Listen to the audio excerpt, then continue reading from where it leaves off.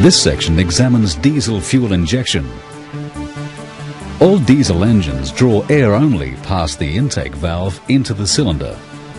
A high-pressure fuel injection system injects fuel into the cylinder. The amount of fuel injected is varied to suit the load on the engine and to control engine speed. Intake air volume does not change. In a basic diesel fuel system, a fuel tank holds the diesel fuel. A lift pump takes fuel from the tank.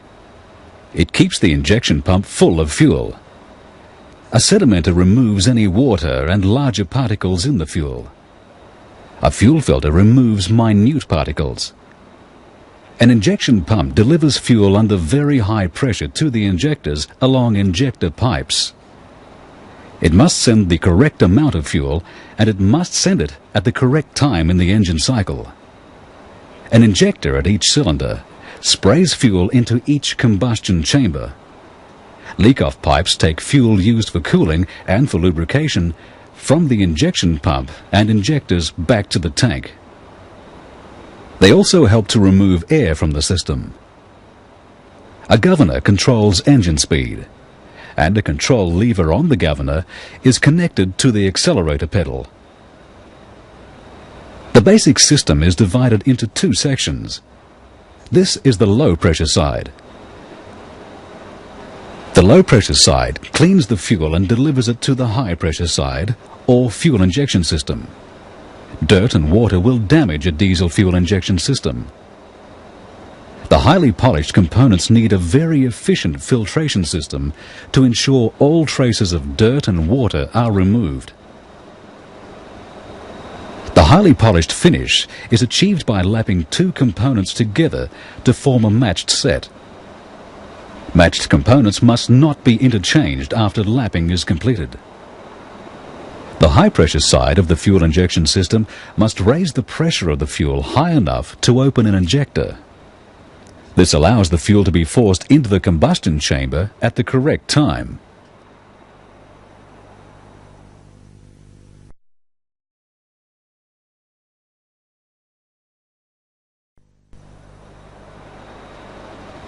A light automotive diesel engine typically has a higher compression ratio than a comparable petrol engine. This high compression ratio heats the air in the combustion chamber to a temperature high enough to ignite the fuel when it is injected. High injection pressures are needed to overcome the compression and combustion pressures in the combustion chamber and break up the fuel into small particles. Because of these high pressures, the injector pump and the injector are made from highly polished and accurately sized components. The injector pump can be an inline type, and it is driven by the engine. Or it can be a rotary type, also driven by the engine. The quantity of air taken in on the intake stroke is not controlled by the driver. The driver controls how much fuel is delivered to the engine. A characteristic of all diesel engines is that at a fixed fuel setting, the amount of fuel delivered to the engine will increase as engine speed and pump speed increases.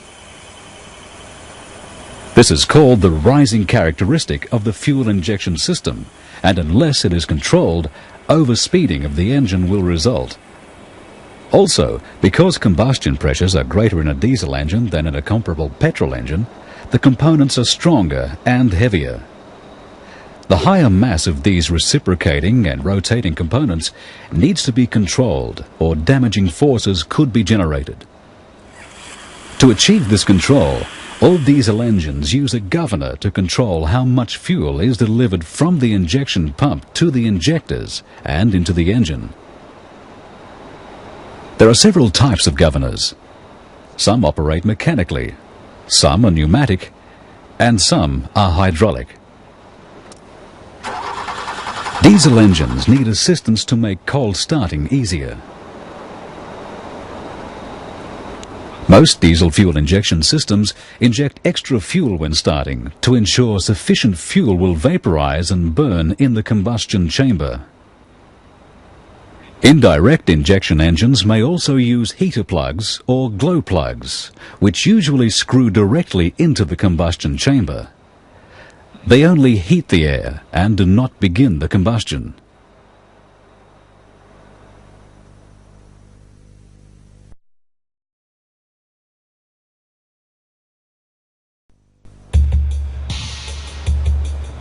This section examines diesel fuel. Like petrol, diesel is a compound of hydrogen and carbon extracted from crude oil. There are different grades of diesel fuel for diesel engines. What is commonly sold in a service station is highly refined and is suitable for use in high-speed diesel engines, including those in light automotive use. The cetane rating of a diesel fuel defines how easily the fuel will ignite when it's injected into the cylinder. The lower a fuel's cetane rating, the longer it takes to reach ignition point. Using a fuel with too low a cetane rating will increase the amount of diesel knock in an engine. When diesel fuel is injected into the cylinder, it does not ignite instantly. It takes time for the heat of the compressed air in the cylinder to heat the fuel sufficiently for it to ignite.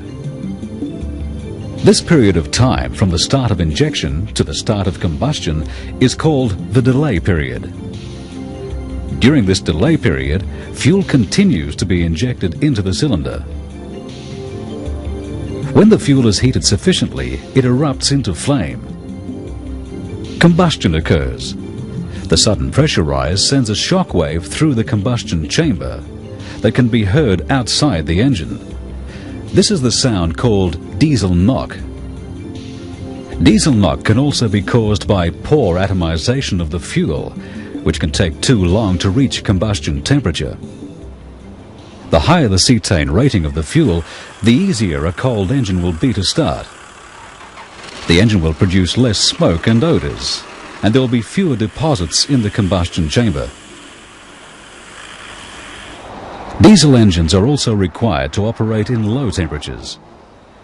During low temperatures, the fuel becomes thicker. If the temperature is too low, paraffins in the fuel begin to solidify and form waxes. These waxes can block filters, causing fuel starvation and low power output. To help prevent this, filters are fitted close to the engine, and sometimes heaters are used. Diesel fuel also acts as a lubricant for the fuel system components, provided it's free of water and abrasive particles.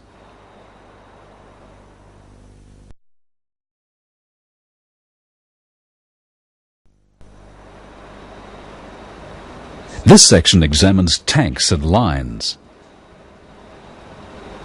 The fuel tank stores fuel in a convenient location away from the engine. It is commonly made of steel or aluminium. Baffles ensure the pickup tube is always submerged in fuel. This stops air entering the system. The inside of the tank can be treated to prevent rust. Galvanizing must never be used because diesel fuel reacts with zinc to produce powdery flakes that can block fuel filters.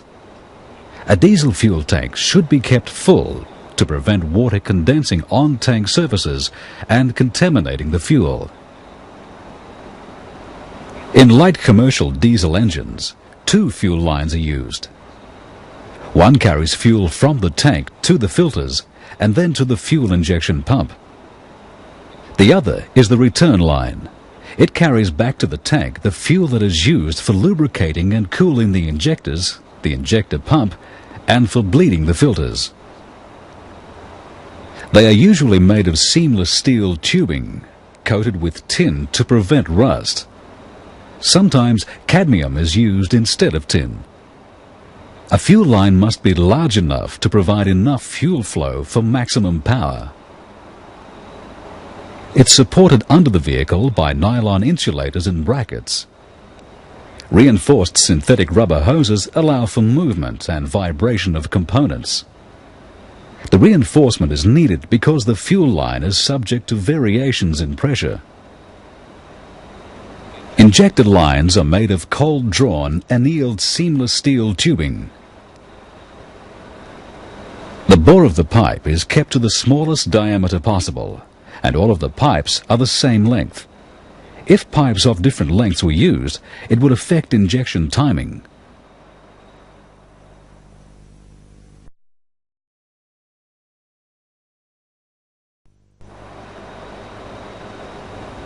This section examines fuel filters for diesel engines.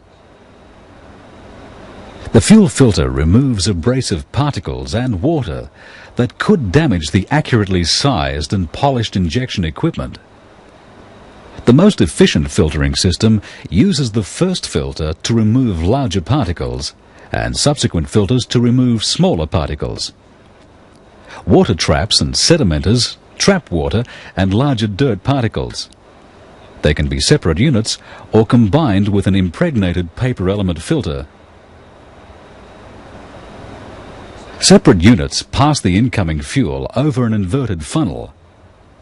At the edge of the funnel, the fuel changes direction very quickly.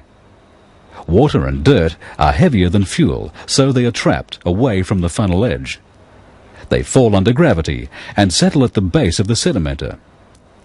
The lower housing is usually clear for easy inspection, and it can include a drain plug, so sediment can be drained off daily. The most common type of filter material in diesel vehicles is resin-impregnated paper, pleated to offer a large surface area to the fuel. These filters are also considered the most efficient. In some of the filters that use this paper, fuel flows from outside to inside. In others, it flows from the base to the top. In others, from top to bottom. A fuel filter with the resin-impregnated paper element can be combined with a water sedimenter. When this combined unit is used, the method of fuel flow is determined by the manufacturer. One method has fuel pass through the paper element first to trap abrasive particles. Any water in the fuel is usually in the form of small droplets, which are forced through the paper element. Once through the filter, the small droplets combine into larger droplets and form a sediment layer in the base of the filter. The bowl may be transparent and it contains a drain plug. Other types pass fuel into the sedimenter first and force the larger particles out of suspension by a change in direction. The fuel is then forced through a filtering medium ready for use. The base usually has a drain plug for daily draining of the water from the filter. This type is usually contained in a disposable element. A water level switch can activate a light on the dash to warn the operator the sedimenter chamber may need draining. The switch has a float that is lighter than water but heavier than fuel. In the float is a magnet. As the float rises on the water level in the fuel, the magnet closes a reed switch, which turns on a warning light in the instrument cluster.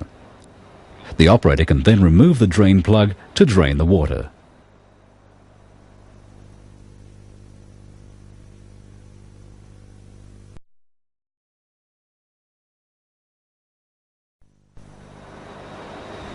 This section examines fuel lift pumps for diesel engines. The lift pump transfers fuel from the tank to the fuel injection system. In modern vehicles, the tank is mounted below the engine, and the fuel has to be lifted up to the level of the engine.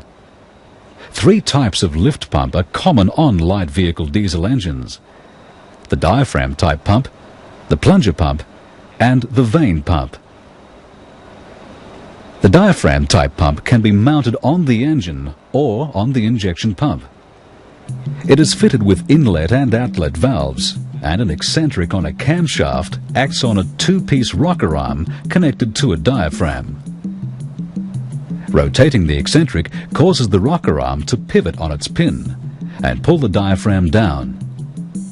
This compresses the diaphragm return spring and increases the volume in the pumping chamber above the diaphragm. Atmospheric pressure at the fuel tank forces fuel along the fuel line to open the inlet valve. Fuel flows into the pumping chamber. The eccentric keeps rotating and the rocker arm is released. The spring exerts force on the diaphragm to pressurize the fuel in the chamber. This pressure closes the inlet valve and opens the outlet valve, letting fuel be delivered to the injection system. If the system doesn't need all of the fuel delivered, the pressure in the outlet fuel line rises to the same level as in the pumping chamber. That holds down the diaphragm and keeps the diaphragm return spring compressed. When this occurs, the split linkage in the rocker arm allows the lever to maintain contact with the eccentric without acting on the diaphragm pull rod.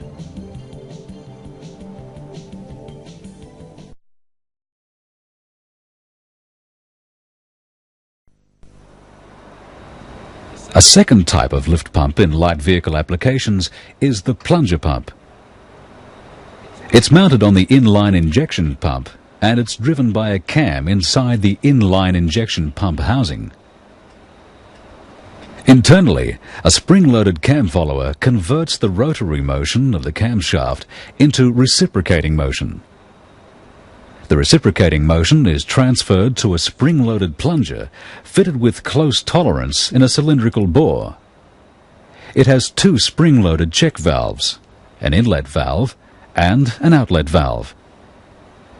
As the engine drives the injection pump, the lobe of the camshaft pushes the cam follower into the plunger pump. The cam follower acts directly on the plunger, pushing it towards the end of the cylinder bore. Fuel is displaced from one side of the plunger through the outlet check valve to the other side of the plunger. When the cam follower retracts, spring force on the plunger moves the plunger out of the cylindrical bore.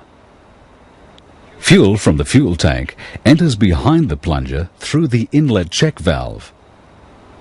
Fuel in front of the plunger is displaced out of the pump to the fuel injection system. If the quantity of fuel required is reduced, so is the movement of the plunger.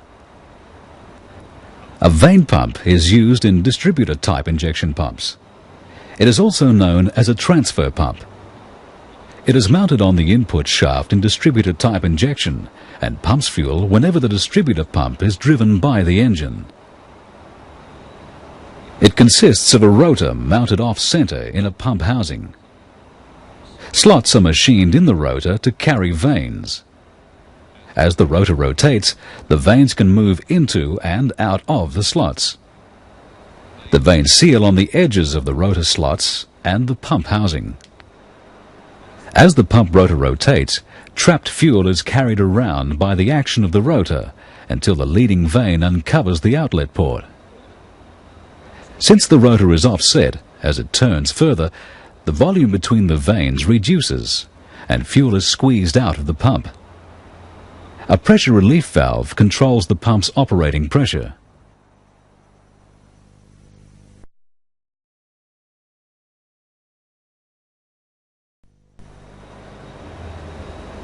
All diesel engines in light vehicle applications have a priming lever on the lift pump or a separate priming pump to allow for removing air from the fuel system.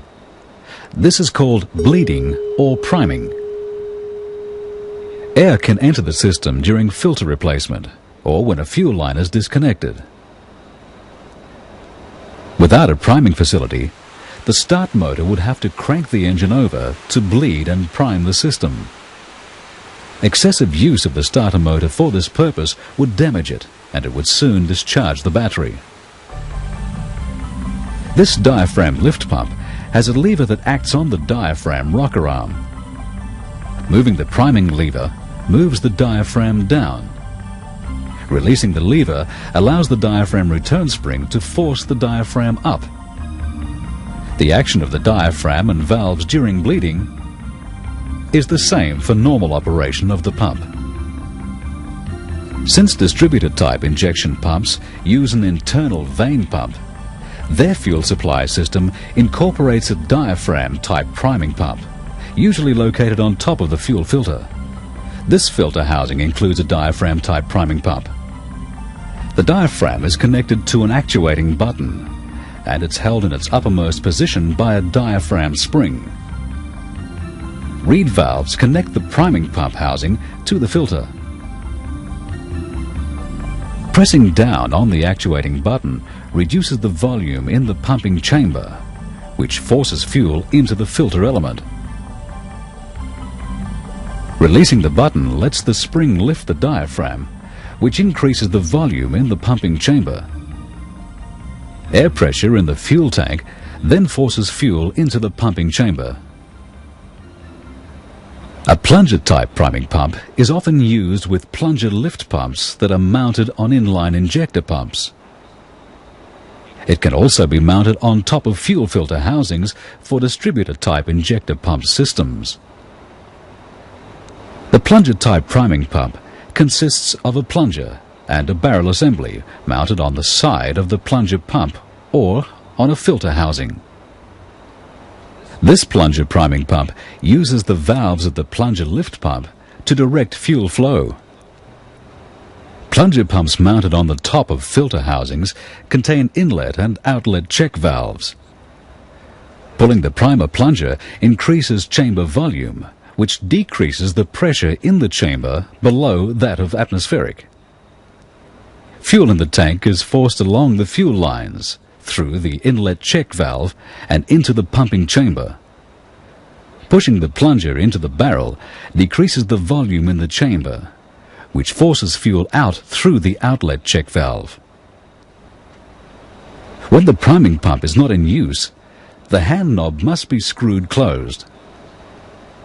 This stops fuel leaking out past the plunger and also stops air leaking into the priming plunger barrel.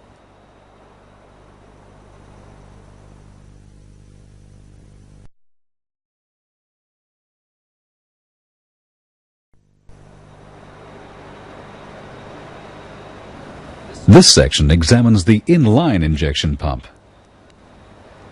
Some diesel engines use inline injection pumps to meter and raise the pressure of the fuel. The basic principle is for a plunger to act on a column of fuel to lift an injector needle off its seat.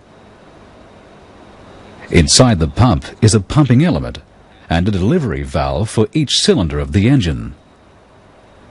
The element has a barrel and a plunger that fits inside it. Their accurate fit and highly polished finish ensures only minimal fuel leakage past them without needing positive seals. The barrel usually has two holes or ports, called the inlet port and the spill port. They connect the inside of the barrel with the gallery. The gallery contains filtered fuel from the low pressure system. At the top of the barrel is a delivery valve holder, and the pipe to carry fuel to each cylinder. The upper end of the plunger has a vertical groove extending from its top to an annular groove. The top edge of this annular groove is cut in a helix, also called the control edge. Some pumps have a helix cut on top of the plunger. A camshaft, cam follower and spring move the plunger in a reciprocating motion. When the plunger is below the ports, fuel from the gallery enters the barrel above the plunger. This ensures the barrel is full of fuel. As the camshaft rotates, the plunger is pushed past the ports. The highly polished surfaces cause a sealing effect, trapping the fuel above the plunger. Moving the plunger further raises the pressure of the fuel. This forces the fuel out past the delivery valve along the fuel line to the injector. Fuel flows to the injector until the control edge uncovers the spill port. The pressurized fuel above the plunger then moves down the vertical groove to the annular groove and into the spill port. The delivery valve stops fuel leaking from the pipe back into the element. It reduces pressure in the fuel line to ensure there is no dribbling by the injector. The delivery valve has a relief plunger and a conical face which is held against its matching seat by the delivery valve spring. The relief plunger on the valve is a close fit inside the bore of the delivery valve seat. When the fuel pressure rises, the delivery valve is lifted off its seat. When the plunger is clear of its bore, fuel flows to the injector. When injection ceases, the pressure below the delivery valve drops to gallery pressure. Fuel pressure above the delivery valve forces the valve towards its seat. The relief valve enters the seat bore, sealing the volumes above and below the delivery valve. Further movement of the delivery valve towards its seat increases the volume in the injector pipe and reduces the pressure in there. This drop in pressure causes the injector needle to snap shut, helping to prevent fuel dribble from the injector. The conical face of the delivery valve then contacts the seat, further sealing the plunger from the injector pipe. Rotating the plunger controls the length of the stroke for which the spill port is covered. This is called the effective stroke. It influences how much fuel is delivered to the injector. A short effective stroke means a small amount of fuel is injected. A longer effective stroke lets more fuel be delivered. To stop the engine, the vertical groove on the plunger is aligned with the spill port, which stops pressure in the barrel rising. The plunger is rotated by a control sleeve, a rack and a pinion. Moving the rack rotates the pinion, the control sleeve and then the plunger. The rack's movement is controlled by the governor.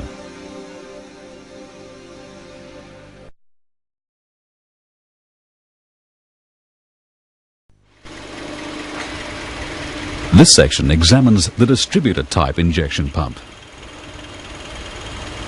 The distributor type pump uses a vane type transfer pump to fill the single pumping element. This then raises fuel pressure to injection pressure. A distribution system then distributes fuel to each cylinder in the firing order of the engine. The most common type in light automotive use is the Bosch VE pump. A drive shaft driven from the engine rotates a plunger and a cam disc. Cams on the face of the disc have as many lobes as cylinders in the engine. A plunger spring holds the cam disc against rollers that rotate on their shafts. The lobes move the plunger to and fro in its barrel, making it rotate and reciprocate at the same time. Its rotation operates the fuel inlet port to the pumping chamber, and at the same time distributes pressurized fuel to the correct injector. The reciprocating motion pressurizes the fuel in the pumping chamber. The plunger's pumping action forces fuel through a delivery valve to the injector. This pump is for a 3-cylinder engine, so it has 3 delivery valves. The barrel has 1 intake port and 3 distribution ports. The plunger has a central passage, a connecting passage to the distributing slit, and a cross drilling to a control sleeve. As the plunger rotates, each intake slit aligns with the intake port, and the distributing slit with the distributing port. As the plunger rotates, the intake slit moves away from the intake port. At the same time, the plunger is acted on by the cams, causing it to move axially along the barrel, pressurizing the fuel in the pumping chamber. The distributing slit now uncovers the distribution port, and the pressurized fuel passes through the delivery valve to the injector. Further rotation of the plunger closes off the distribution port and opens the intake port. At the same time, the plunger spring moves the plunger back along the barrel for the next pumping stroke. For intake, fuel from the feed pump reaches the open intake port in the barrel. The intake slit aligns with the intake port, and fuel fills the pumping chamber and passages in the plunger. For injection, the plunger rotates to close off the intake port and moves along the barrel to pressurize fuel in the pumping chamber. The distributing slit aligns with the distribution port, and the pressurized fuel forces the delivery valve off its seat and reaches the injector.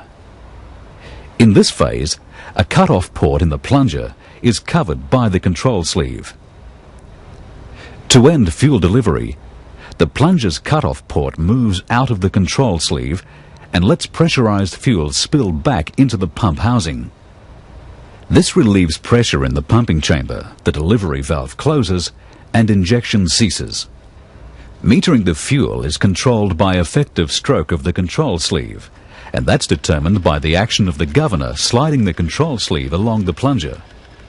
Sliding it one way opens the cut-off port earlier and reduces effective stroke.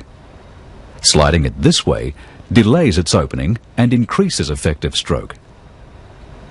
The governor changes the position of the control sleeve to vary the quantity of fuel delivered according to throttle position and load. When the ignition is switched off, an electrical solenoid closes off the intake port and stops fuel delivery.